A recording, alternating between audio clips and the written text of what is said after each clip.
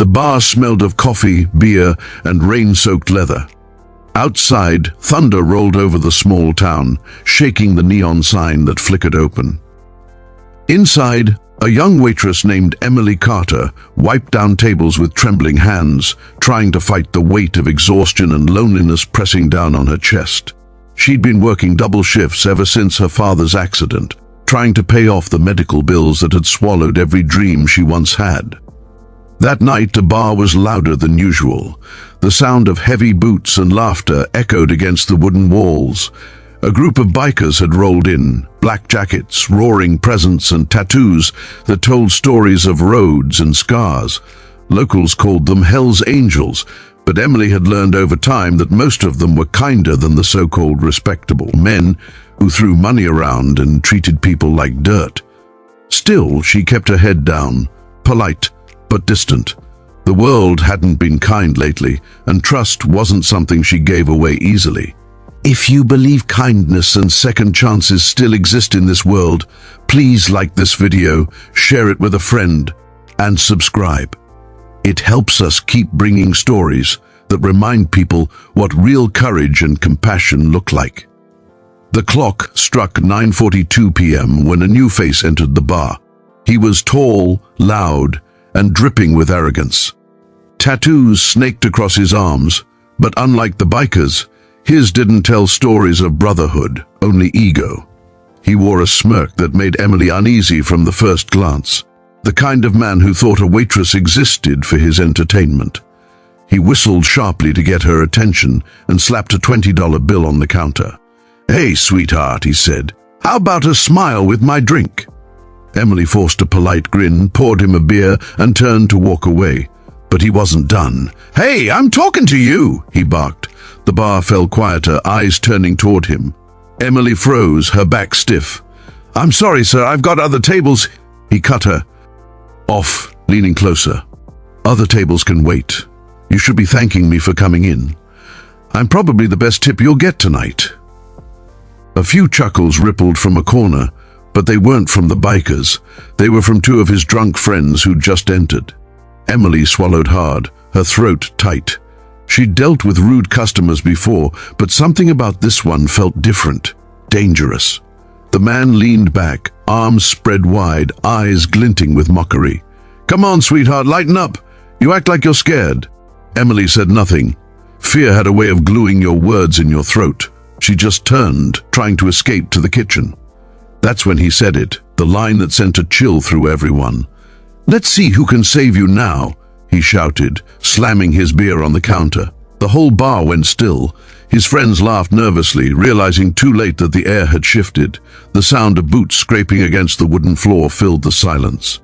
From the far end of the bar, a massive figure stood up. His vest bore the familiar red and white patch, Hell's Angels. The man's name was Bear, and though he rarely spoke, his presence carried the weight of thunder.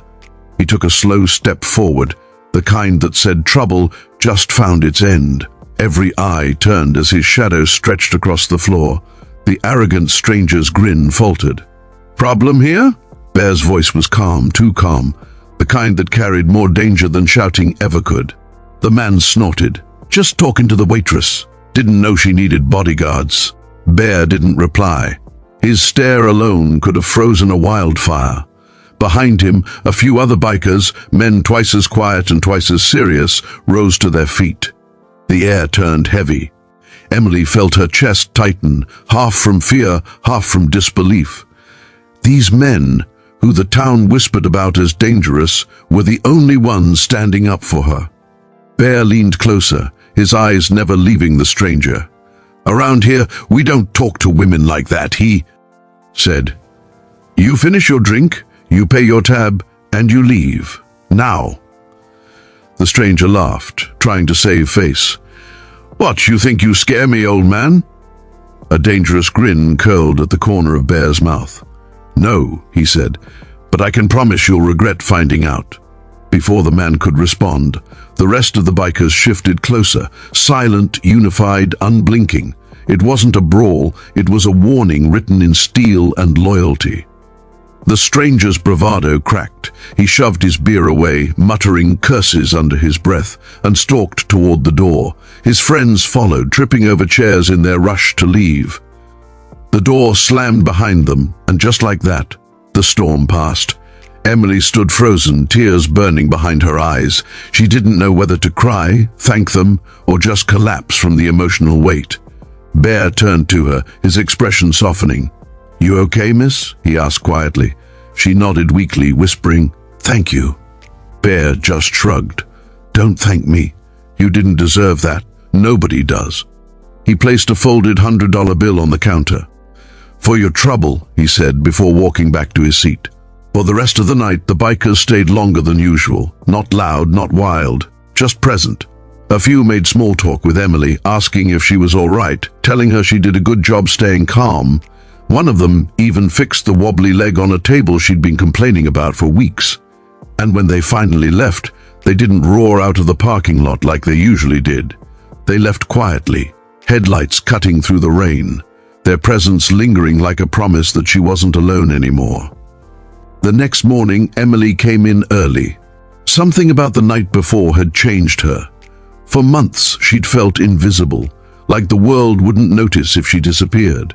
But last night, strangers who were feared by many had shown her what real strength looked like, the strength to protect, not to harm.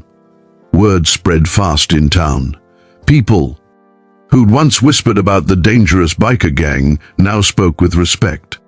Someone even told Emily that Bear and his crew donated toys to the local children's hospital every Christmas, though they never took credit for it. Emily decided to pay it forward. She started a small safe space jar at the bar, collecting donations to help women in town who worked late shifts or faced abuse. The first $100 bill inside was the same one Bear had left her. Weeks later, on a quiet Friday night, the door opened again, and there they were. The same group of bikers, leather jackets soaked from the rain. Emily's heart raced, but this time it wasn't fear. Bear spotted the jar on the counter and smiled faintly when he saw the note attached, "For those who think no one will save them." He nodded once approvingly and slipped another bill inside before taking his usual seat. From that night on, the bar changed. It wasn't just a place for beer and laughter anymore. It became a symbol of protection, of quiet brotherhood, of strangers who refused to look away when someone was in trouble. Emily often thought about that one awful moment when she'd felt powerless, and how it had become the turning point of her life. She realized that heroes don't always wear uniforms or capes. Sometimes they wear leather vests and carry the scars of battles no one knows about. And every time she saw a biker ride past her window, she smiled softly, whispering, "Thank you." Because sometimes, the people the world fears most are the ones still keeping it safe. If this story touched your heart, please like the video, share it with your friends, and subscribe. It helps us keep spreading real stories about courage, kindness, and second chances. Special request, before you scroll, drop a comment. Kindness is stronger than fear.